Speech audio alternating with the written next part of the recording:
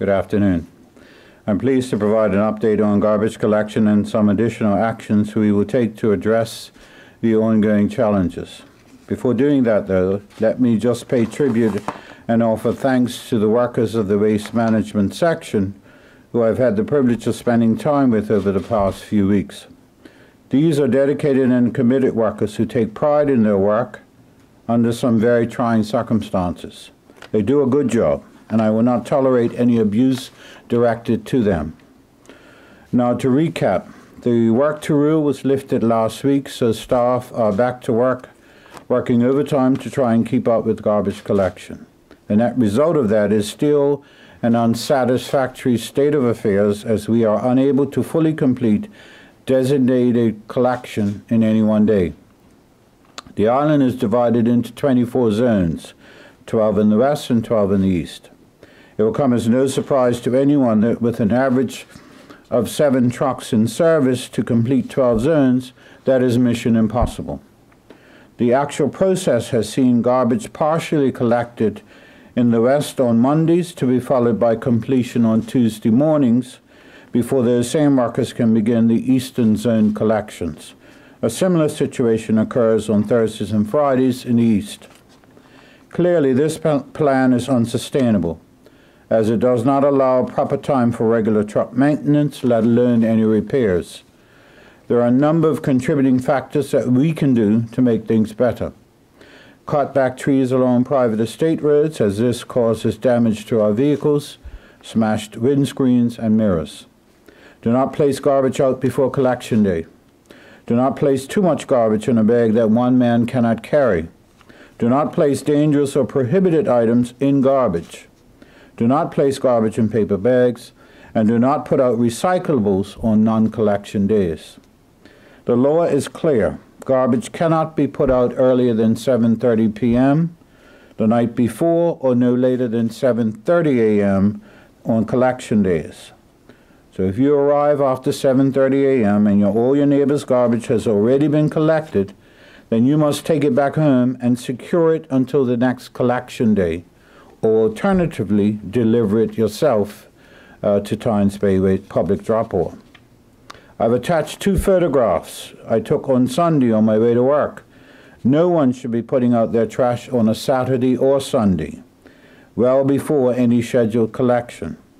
At this stage, I am asking members of the public to help us help themselves by being considerate of their neighbors and our workers. If that does not work, then we shall resort to law enforcement and prosecution of those who refuse to follow the law. Now, what other actions are we going to take to alleviate the current problem? Interviews are being conducted today for the first 5 additional staff being recruited in this first batch of new hires. A team inclusive of a driver and a worker will travel overseas by month end to select the next batch of garbage trucks. We will purchase 5 of them. To be clear, though, there is a lengthy lead time involved, so it will likely be November before they arrive on island. Following consultation with the BIU and the staff of Waste Management, this Wednesday, February 14th, we will have an island-wide blitz with every truck in the ministry, with assistance from the hustle truck workers, covering the entire island to clear all the garbage from every neighborhood. Additionally, effective Monday, February 19th, we will revert to once-a-week garbage collection for a 10-week period to April 27th. This time will allow us to conduct a full assessment of the trucks that are serviceable, conduct extensive repairs, complete the TCD relicensing process, and return a larger number into the operational fleet. Regular monitoring will occur during this period, and the necessary adjustments will be made. The aim here is to rid the country of garbage, manage the expectations of the public by not falsely promising twice weekly collection when that is virtually impossible to accomplish at this time. A full media blitz to alert the public of these new procedures will occur so that everyone is aware of the steps being taken to address the problem. We will continue the deliberations with our union partners to devise new ways to combat the problem. We believe this is a sensible approach, and as is my custom, I shall keep the public informed of any adjustments to this plan. Thank you. Good afternoon, Minister. Good afternoon. So just to confirm a couple of things, you said work to roll was ended last week, that's correct? Okay. And the blitz is, I guess, on the 14th, so all backlogged garbage will be off the island? That is our expectation, yep. Curious about the reverting to once a week. Will that be Monday, Tuesday, or Thursday, Friday, or do we know which days of the week that'll be? I don't know at this stage, but it most likely will be Monday, Tuesday in the west, and Thursday, Friday in the east.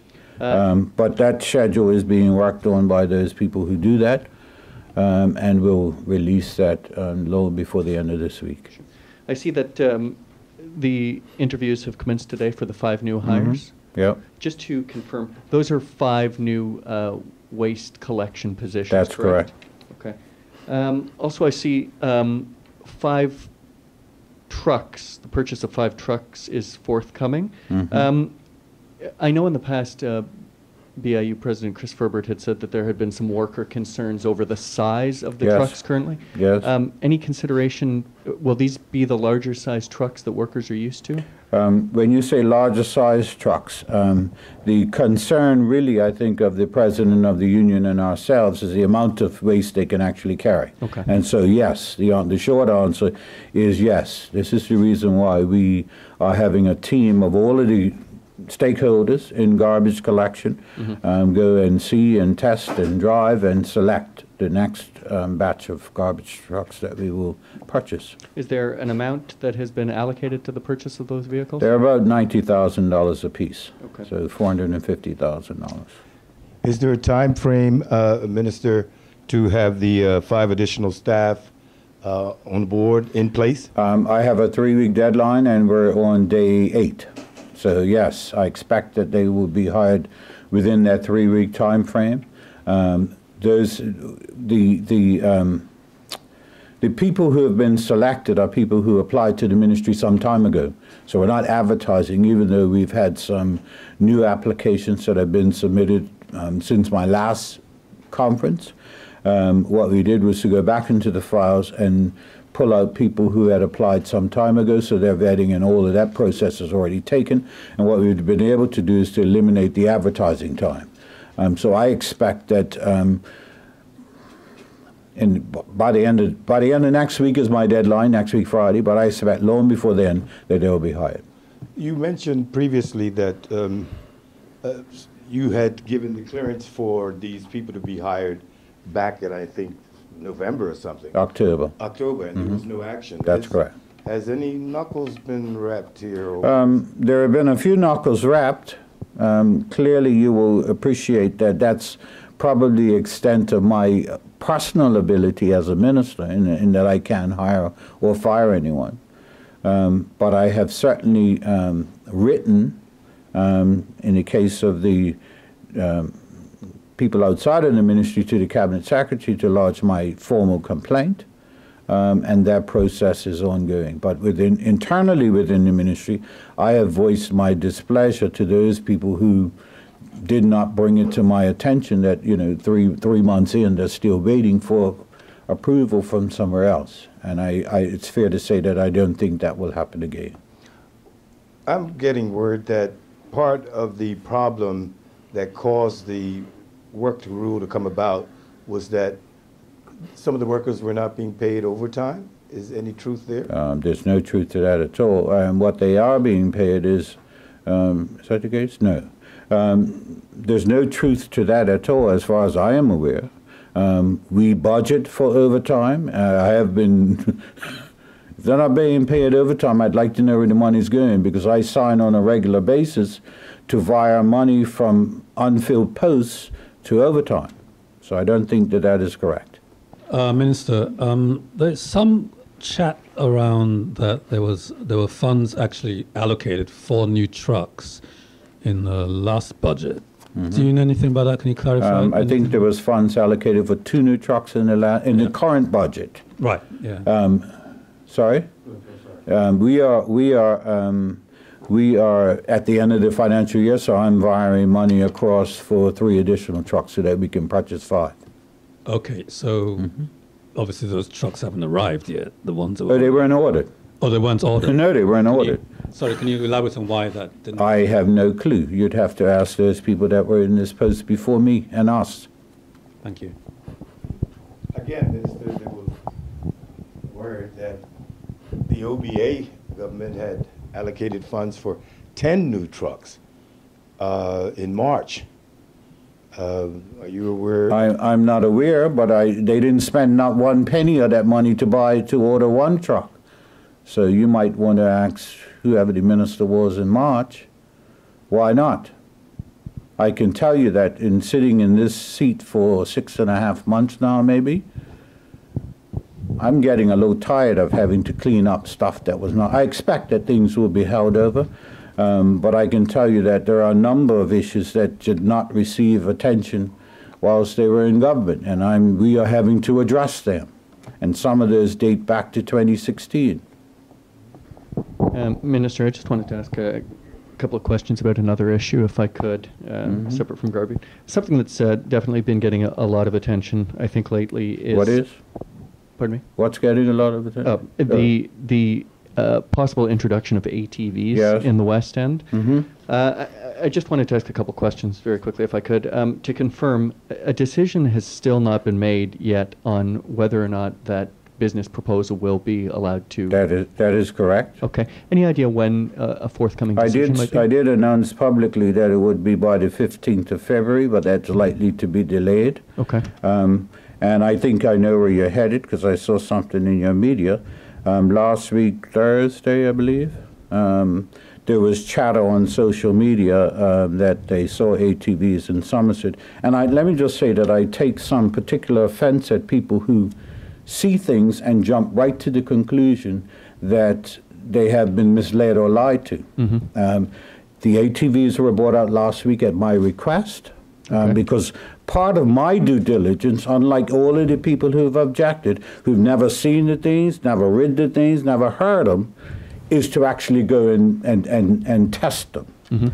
And so at my request last week, Thursday, the Minister of Transport and I went to the West to view the vehicles, to ride the vehicles, to listen to the sound of the vehicles, and to hear from those people that are proposing to bring them in. And just to be clear, I was quite impressed that they were brought to the Beacon Hill depot, but I was quite impressed that the proprietors actually went to TCD and got a 1-day license in which to do so, and had the paperwork to show to us. So a final decision has not been made as yet. I do have the whole package now on my desk in terms of the people who have objected. I had the most recent letter over the weekend from one of the groups that has already objected, suggesting to me that they hope that I will consider their objections. I take offense to that. If I said I'm going to do it, I'm actually going to do it. And so when you say you hope, what you're saying is that you don't believe me. And so, yes, I'll still take it. I'm irritated, but I'll still take into consideration all those people who provided an objection. One of the areas, all those people who live within the area. And I stick by my position that I enunciated publicly before, that if you live east of Whitehill, you don't get a say in this. You don't get a say in this. For God's sakes, I am sick of us being the country of no. We say no to everything, and then we ask, now what's the question? It's not affecting you. You don't live in the West, so you ain't gonna hear the bikes. You don't, I mean, it's astounding to me how all these people who live nowhere near the issue object to it. And so, no, they will not be, their views will not, I say they won't be considered. I'm not going to look at the 500 people who live east of Whitehill, but I can tell you that their objections are the same as the 160-odd who live west of Whitehill. So their objections will be considered. They just won't have the weight of having objected to it having any bearing on the decision that's going to be made.